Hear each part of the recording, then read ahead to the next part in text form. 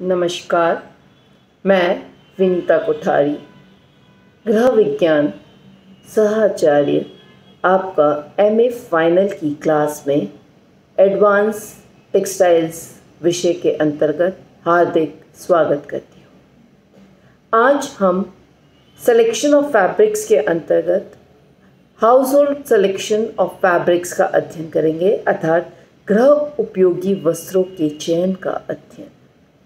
प्रयोग के आधार पर वस्त्रों को मुख्यतः दो वर्गों में बांटा गया है, एक गृह उपयोगी वस्त्र और दूसरा परिधान हेतु वस्त्र। गृह उपयोगी एवं परिधान हेतु वस्त्रों में थोड़ी भिन्नता होती है, जिसे जान लेना आवश्यक है।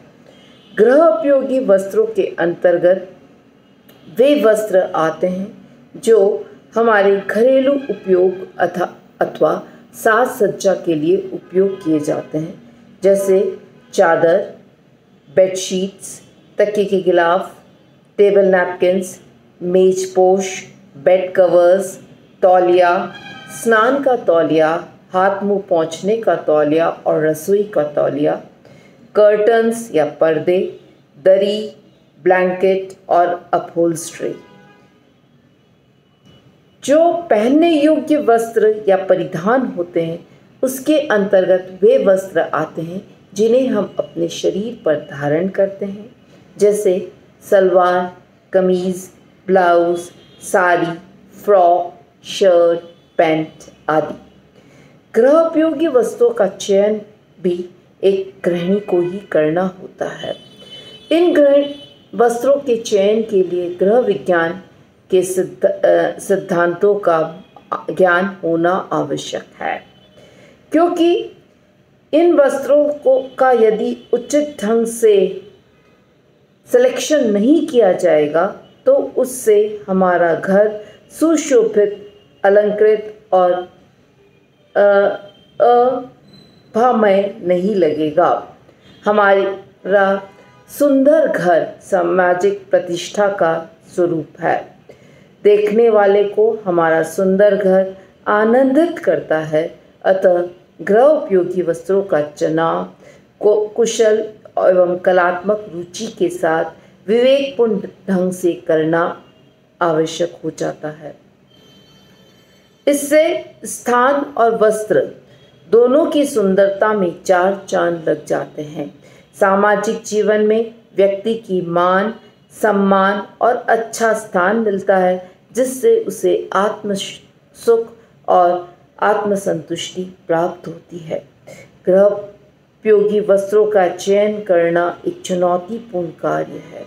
अतः इस कार्य को संपन्न करने के लिए हमें गृह वैज्ञानिक के साथ साथ उस वस्त्र की आवश्यकता, उस वस्त्र की कॉस्ट, कलर फास्टनेस, ड्यूरेबिलिटी, टिकाऊपन, कंफर्ट, श्रिंकेज, एब्जॉर्बेंसी आदि रखरखाव, संरक्षण संबंधी जो बिंदु हैं उन्हें ध्यान रखना आवश्यक होता है।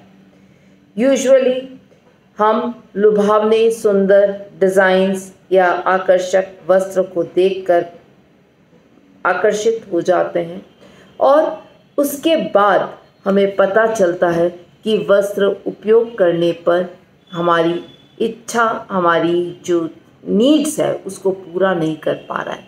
अतः यह आवश्यक हो जाता है कि सही ढंग से इन वस्त्रों का चयन किया जाना चाहिए। आइए अब हम एक एक वस्त्र की डिटेल्स में अध्ययन करते हैं कि कौन कौन से वस्त्र हमारे गृह उपयोगी वस्त्र हैं और उनका चयन हम किस प्रकार से करें। सबसे पहले चादरें अथवा बेडशीट्स। चादरों का चुनाव बेड की लंबाई और चौड़ाई के आधार पर निर्भर करता है। चादरें हमारे शयन कक्ष के अंदर बिछावन के रूप में काम में ली जाती है, जिससे हमारा शयन कक्ष सौंदर्य और खूबसूरती को चार चांद लग जाते हैं। चादर का सिलेक्शन करते वक्त हमें चार बातों का ध्यान में रखना चाहिए। पहले 4 प्रकार की चादरें होती है, जिन्हें लंबाई एवं चौड़ाई के द्वारा इंगित की जाती है। बड़ा साइज जिसे किंग साइज कहा जाता है 122 बाई 108 इंच होती है। मध्यम साइज 108 इंटू 72 इंचेस की होती है। डबल बेड 108 इंटू 90 इंचेस की होती है और सिंगल बेड 108 बाई 36 इंच की होती है। चादर का चयन करते समय इनकी रचना और टिकाऊपन का विशेष ध्यान देना चाहिए। चादर का प्रयोगकर्ता से सीधा संपर्क होता है, अतः चादर हमें कोमल एवं मुलायम नहीं होगी तो प्रयोगकर्ता को परेशानी होगी। चादर की रचना सघन, चिकना, कोमल एवं मुलायम होना चाहिए। सघन बुनाई वाला चादर अधिक टिकाऊ होता है। सतह चिकना रहने से चादर शीघ्रता से गंदा हो जाता है। इस पर धूल कण, मिट्टी आदि जम जाते हैं और सतह पर ही रहने के कारण आसानी से झड़ नहीं पाएंगे। दाग धब्बे भी शीघ्रता से छूट जाते हैं। चादर का चयन करते वक्त इनकी सफाई और धुलाई का भी हमें ध्यान रखना चाहिए, क्योंकि प्रयोग के पश्चात हमें प्रति सप्ताह चादर को धोना आवश्यक हो जाता है। अतः सफाई और धुलाई के प्रति अवरोधक क्षमता होनी चाहिए। चादर की सफाई करते समय हमें काफ़ी रगड़ना पड़ता है। कभी कभी अत्यधिक गंदा हो जाने या मैल जम जाने पर इसे हमें कूटना भी पड़ता है। अतः रगड़, घर्षण और चोट सहन करने की क्षमता रेशे के अंदर होनी चाहिए। ऐसे मजबूत रेशों की चादर हमें खरीदनी चाहिए। चादर के धागों का उच्च गुणांक, हाई थ्रेड काउंट और सघन बुनाई वाली चादर मजबूती की दृष्टि से उत्तम होती है। इसमें रगड़ और घर्षण सहन करने की क्षमता होती है।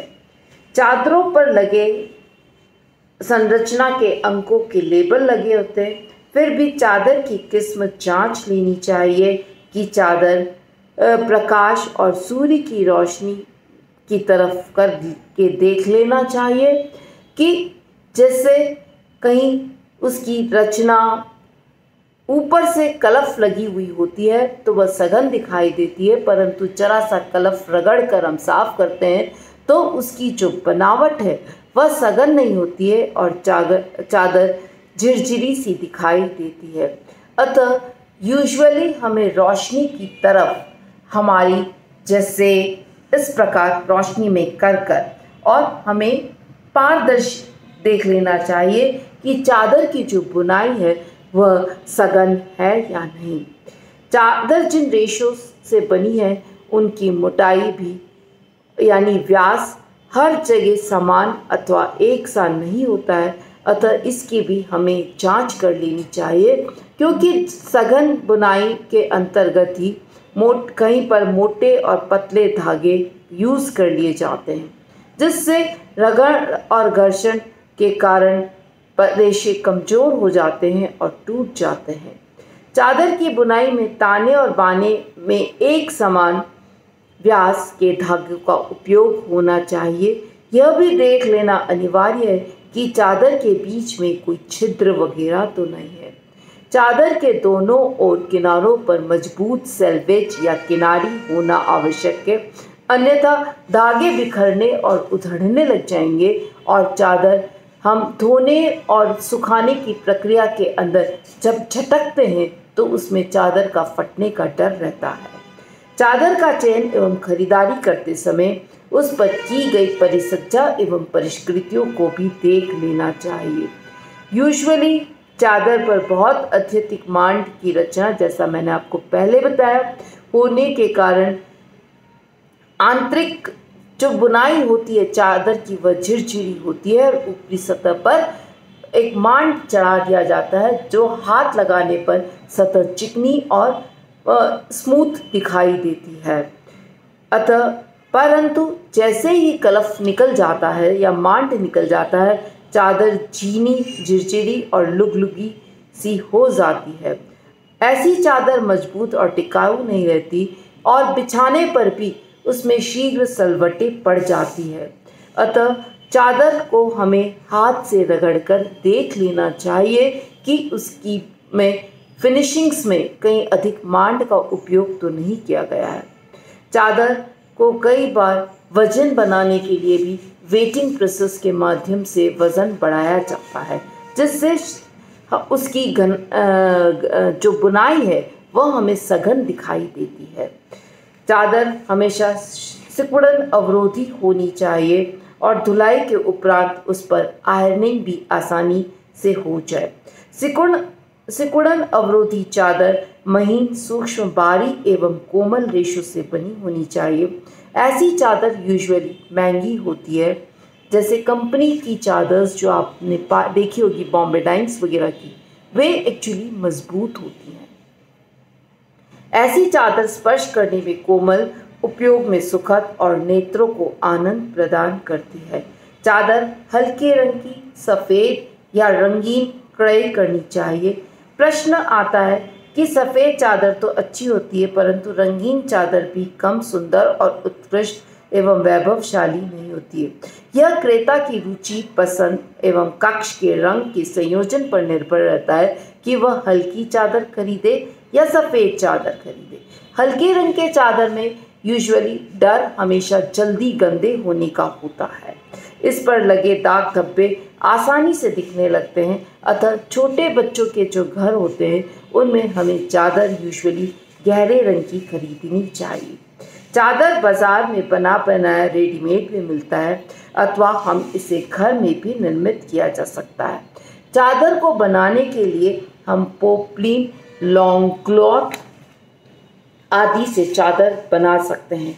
कढ़ाई, पेंटिंग, एप्लिक वर्क के माध्यम से हम चादर को सुंदर बना सकते हैं। इसमें विभिन्न प्रकार की कढ़ाई करने में हमें अत्यधिक श्रम, समय लगता है। इन चादरों को विशेष अवसरों पर ही बिछाना होता है।